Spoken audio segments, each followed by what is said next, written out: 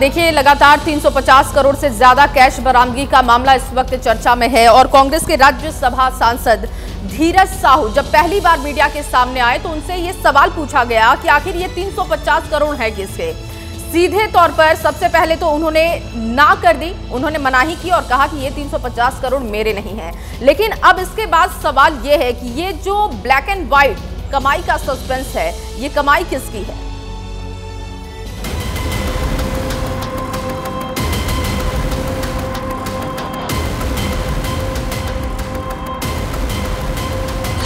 सारा पैसा मेरा नहीं है।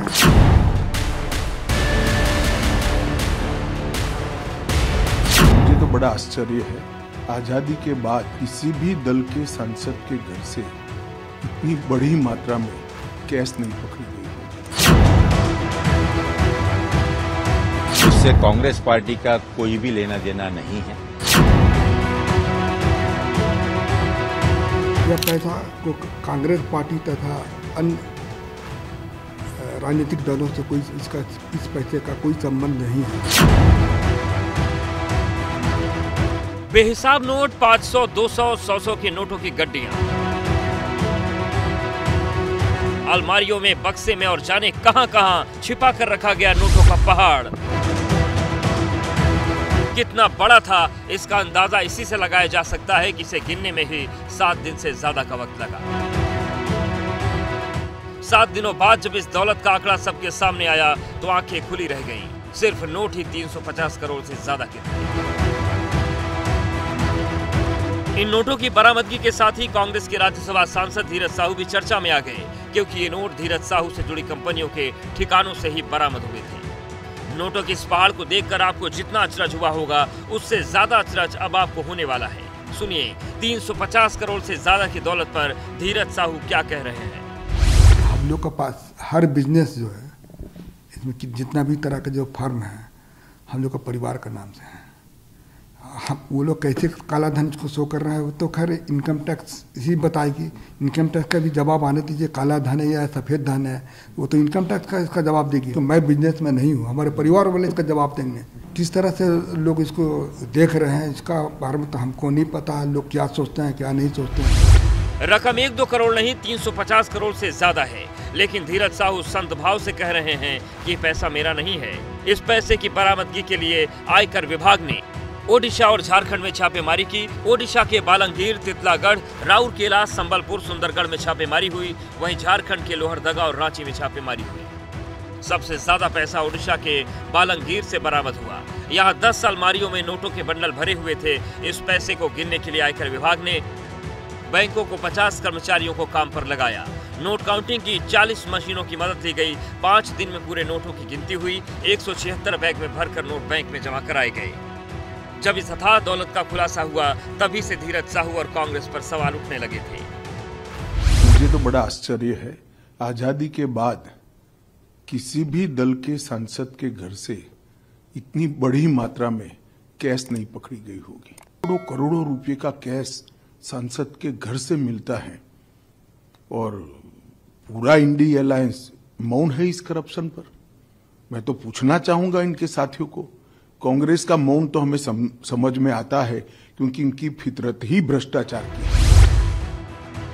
इन सवालों के बीच ओडिशा से झारखंड तक धीरज साहू के खजाने की तलाश होती रही। आयकर विभाग की टीम ने रांची और लोहरदगा में धीरज साहू के घरों पर जियो सर्विलांस सिस्टम की मदद से जमीन के नीचे छिपे खजाने की तलाश की। आयकर विभाग को शक था कि धीरज के घर में जमीन के नीचे खजाना गड़ा हो सकता है। इन खोजबीन और बरामदगी के बीच धीरज साहू ने चुप्पी तोड़ी तो सिर्फ अपना बचाव ही नहीं किया, अपनी पार्टी कांग्रेस का भी बचाव किया। आपकी जानकारी के लिए मैं बता दूं कि जो कैश पकड़ा गया है वो शराब बिक्री का पैसा है, क्योंकि शराब व्यापार में सारा सेल कैश से होता है। यह पैसा सेल कलेक्शन था। यह पैसा को कांग्रेस पार्टी तथा अन्य राजनीतिक दलों से कोई इस पैसे का कोई संबंध नहीं है। और जो भी पैसा मीडिया के माध्यम से मेरा दिखाया जा रहा है वह सारा पैसा मेरा नहीं है। यह पैसा मेरे परिवार तथा अन्य संबंधित फर्मों का है। इनकम टैक्स ने छापा मारा है तो इसकी सारे हिसाब किताब मैं हम लोगों को दूंगा। धीरज साहू का परिवार उड़ीसा और झारखंड समेत देश के 7 राज्यों में शराब का कारोबार करता है। 4 दशक से ज्यादा समय में साहू परिवार शराब कारोबार में शामिल है। उतना ही पुराना नाता इस परिवार का राजनीति से भी रहा है। धीरज साहू के भाई शिव प्रसाद साहू लोकसभा सांसद रह चुके हैं। कांग्रेस के टिकट पर धीरज साहू 2009 में हुए उपचुनाव में पहली बार राज्यसभा पहुंचे थे। 2010 में वो दूसरी बार राज्यसभा सांसद बने। 2018 में वो तीसरी बार राज्यसभा पहुंचे। धीरज 2 बार झारखंड की चतरा सीट से लोकसभा चुनाव लड़कर हार चुके हैं। कांग्रेस से इस परिवार की करीबी है, इसलिए इस कैश वाले करप्शन में कांग्रेस पर भी सवाल उठ रहे हैं। धीरज साहू ने अब सफाई देकर कांग्रेस को बचाने की कोशिश की है। हालांकि कांग्रेस ने पहले ही धीरज के कैश से पल्ला झाड़ लिया था। धीरज साहू जी का निजी मामला है, उससे कांग्रेस पार्टी का कोई भी लेना देना नहीं है। धीरज साहू जी की ये जिम्मेदारी है कि वे स्पष्ट करें कि इतने बड़ी रकम उनके पास कैसे आई, और पार्टी भी जानना चाहेगी और पार्टी ने इस विषय में उन्हें स्पष्ट रूप से संकेत दिए। आखिरकार कैश कांड पर धीरज साहू की सफाई आ गई, लेकिन जिस अंदाज में धीरज ने 350 करोड़ की दौलत से पल्ला झाड़ा है, शायद ही उस पर किसी को आसानी से यकीन हो। फिलहाल एजेंसियों की जांच जारी है और जांच में साफ होगा कि धीरज सच बोल रहे हैं या कैश कांड में खुद को बचाने की कोशिश कर रहे हैं।